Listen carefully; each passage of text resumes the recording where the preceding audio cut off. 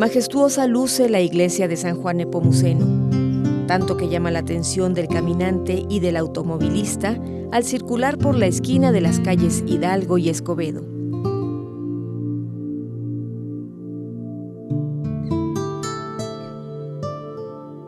El atrio, construido a su costado no hace mucho tiempo, vino a darle la prestancia que le faltaba al bello templo, cuya fachada se encimaba a la angosta banqueta de la calle. La reciente renovación de las torrecillas contribuyó también a la mayor luminosidad del edificio. Ahora se emprendió la restauración de su hermosa cúpula, formada con mosaicos de Talavera. Es una historia muy interesante. El edificio es un edificio precioso que impresiona más porque está diseñado para no ser visto desde una plaza. Entonces el hecho de tener nuestras calles angostas pues te obliga a levantar mucho la cara, la vista. Entonces la imagen es un poquito más de monumentalidad y en ese sentido es más impresionante. Pero este edificio se termina en el principio del siglo XX, hacia alrededor de 1918-19, por ahí. No tengo la fecha exacta. Sin embargo, la historia es un tanto anterior. Cuando menos 100 años antes, sabemos que todo surge a raíz de una fundación, de una capellanía que hacen la familia Arizpe, y principalmente el bachiller Pedro Quintín de Arizpe, y algunos de sus hermanos y sobrinos, entre ellos don Miguel Ramos Arizpe, también fue capellán de esta capilla, de esta fundación. Está asociada a un santo jesuita, San Juan Nepomuceno, aunque no hay jesuitas hasta el siglo XIX, un siglo después. Es una devoción, parece ser que es una devoción de familia. El templo fue construido a mediados del siglo XVIII por los hermanos Juan, Martín y Pedro Quintín de Arizpe, sacerdotes los tres, quienes le adjudicaron un rico fondo para el sostenimiento del culto y del capellán. Don Pedro fue cura de la parroquia de Saltillo y luego del sagrario de la Catedral de Monterrey. A principios del siglo XIX fue capellán el presbítero don Rafael Trinidad Ramos Arizpe, hermano de don Miguel Ramos Arizpe y sobrino de los constructores. Y también por derecho de parentesco y hasta su fallecimiento, ocupó el cargo un sobrino de don Rafael, el presbítero don Martín Arizpe Fernández. Los fundadores mandaron hacer a la Ciudad de México la enorme pintura que aún se encuentra en el altar mayor, entre cuya profusión de imágenes ocupan lugar principal las de San Juan Nepomuceno, San Quintín y la Virgen de Guadalupe. El templo tiene varias obras de arte y podemos decir que la más valiosa para nosotros es esta pintura en forma de retablo que nos va describiendo lo que es una familia, la familia Arizpe, y antiguamente se representaban a las familias, su genealogía, con figuras o imágenes de santos, y en este caso todas las imágenes que nos encontramos aquí representan a un integrante de la familia Arizpe. Entonces es la intención de este retablo. El autor es un autor desconocido, solamente tenemos una fecha ahí que tiene la pintura. Está realizada en el año de 1775. ¿Puedo platicar un poco de la historia que nos contaba ahorita de la iglesia? ¿Cómo empezó? La iglesia actualmente, su construcción se inicia en el año de 1875 también, y anteriormente existía otro templo. En ese templo era el que se encontraba esta pintura, y esta pintura que quedó guardada aquí dentro de las cosas que tenían los padres jesuitas, y hace algunos años se hizo el propósito de restaurar esta pintura. Tendrá unos 20 años de haberla restaurado, porque presentaba algunos daños y se tuvieron que llevársela para México, y fue donde se le dio un mantenimiento, ¿verdad? Una restauración, porque ya presentaba problemas. Entonces don Pedro Quintín y su familia se van a encargar de ir comprando una serie de predios en esa manzana hasta prácticamente convertirla en una supermanzana, uno de los predios urbanos más grandes de la ciudad, que de un lado está Allende, Hidalgo, y que va desde Escobedo hasta el sur, no sé exactamente hasta dónde, pero serían varias cuadras de las manzanas de las actuales. En su extremo sur, supongo yo que en los patios donde ahora es la escuela tipo 20 de noviembre, los jardines atrás, debía haber habido un hogar donde descansó ahí Miguel Hidalgo, iba a tomar el fresco abajo de este nogal. Era un predio enorme que además, a pesar de pasar nuestra ciudad y el país por momentos tan difíciles, lograron conservar la propiedad prácticamente intacta. O sea, sobrevivió la independencia, sobrevivió las invasiones, sobrevivió una serie de depresiones económicas, inclusive sobrevivió las leyes de reforma que nacionalizaban los bienes de la iglesia, sobrevivió la manzana prácticamente intacta hasta la Revolución. Estos personajes Arizpe hicieron una pequeña capilla y poco a poco las casas que están construyendo a un lado o casas que habían comprado incluso crean un orfelinato, un pequeño asilo que se va a convertir en una pequeña escuela para niños, que es lo que va a dar el origen al Colegio de San Juan. Normalmente se considera el Colegio de San Juan como fundado en 1878, sin embargo perdemos de vista que este pequeño colegio ya existía antes de los jesuitas, fue refundado por los jesuitas en 1878, pero ya existía antes con la familia Arizpe como una pequeña escuela. Incluso don Miguel Ramos Arizpe en las Cortes de Cádiz en 1811 ya está mencionando que hay un colegio ahí.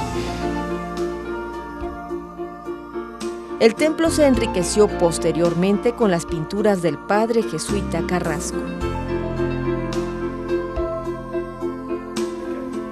Pues lo que vemos aquí en esta nave, en la nave principal del templo San Juan Nepomuceno, son varias pinturas.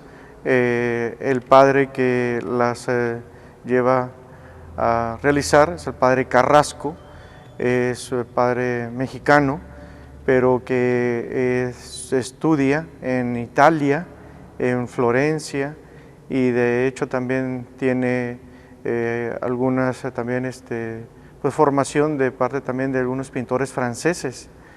Estamos hablando que se lleva a cabo todas estas pinturas en el año de 1915 a 1925, eso aproximadamente unos 10 años se llevó a cabo estas cosas de las pinturas. Y bueno, estas pinturas son réplicas, ¿verdad? No son originales de él, y una manifestación de pues, el respeto que se merece a la persona que los pintó, bueno, pues de que él no las firma, no están firmadas. Entonces esto pues manifiesta que hay un respeto realmente al autor, ¿verdad? Entonces él solamente hace réplicas, el padre. Y algo de la historia del padre Carrasco, pues desde su infancia, pues su familia se dedicaban al comercio, lo que antiguamente existía, lo que eran las tiendas de raya.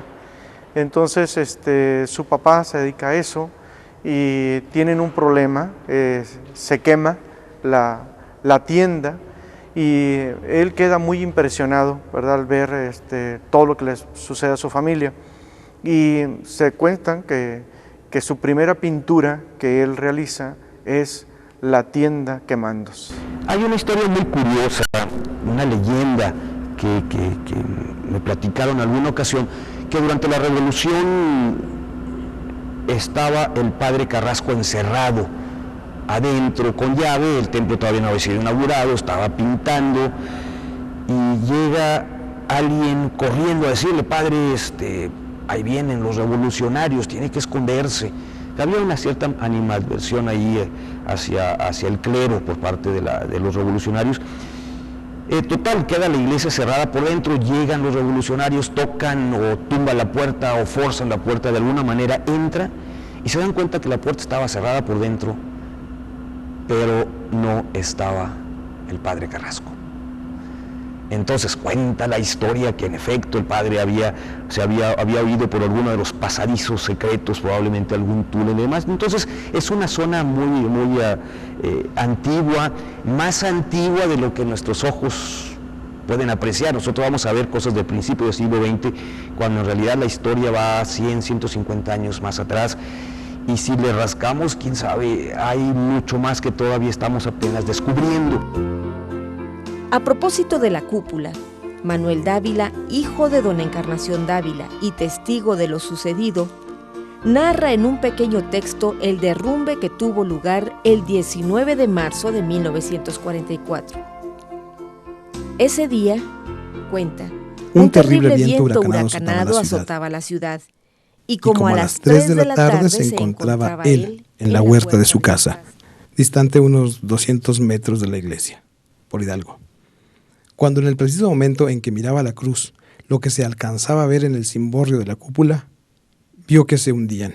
Corrió a la iglesia y pudo entrar con el ingeniero Manuel Izaguirre, don Marcos Ochoa y otras personas que vivían o pasaban por allí. Adentro no se veía por el polvo el derrumbe, y el padre Zaragoza, superior de los jesuitas y capellán de la iglesia, y don Jesús, el sacristán, a grito abierto decían a la gente que no se acercara a la parte frontal del altar mayor, pues todavía se estaban desprendiendo ladrillos, tejas y partes de la construcción.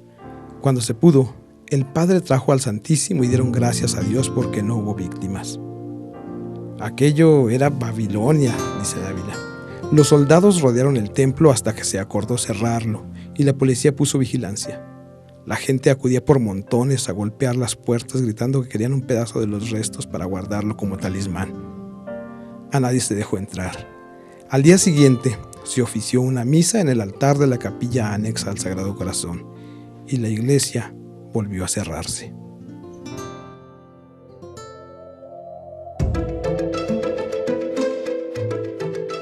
No se sabe la causa del inesperado derrumbe de la cúpula, pero tiempo antes se había caído la del Hospital Civil Enrique H. Mas, y las dos habían sido construidas por el mismo ingeniero. Bueno, llegan los jesuitas a finales del siglo XIX, un siglo después se recrea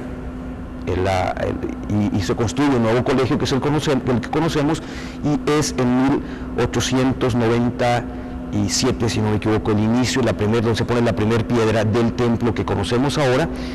Obviamente se ve interrumpido por la construcción, por la revolución, y justo despuesito es cuando se inaugura en un estilo neoclásico. Es muy impactante, pero vemos también que es un edificio neoclásico muy decorado, que mucho se parece a las iglesias jesuitas romanas de la época del Renacimiento, de la época barroca, pero en realidad es neoclásico.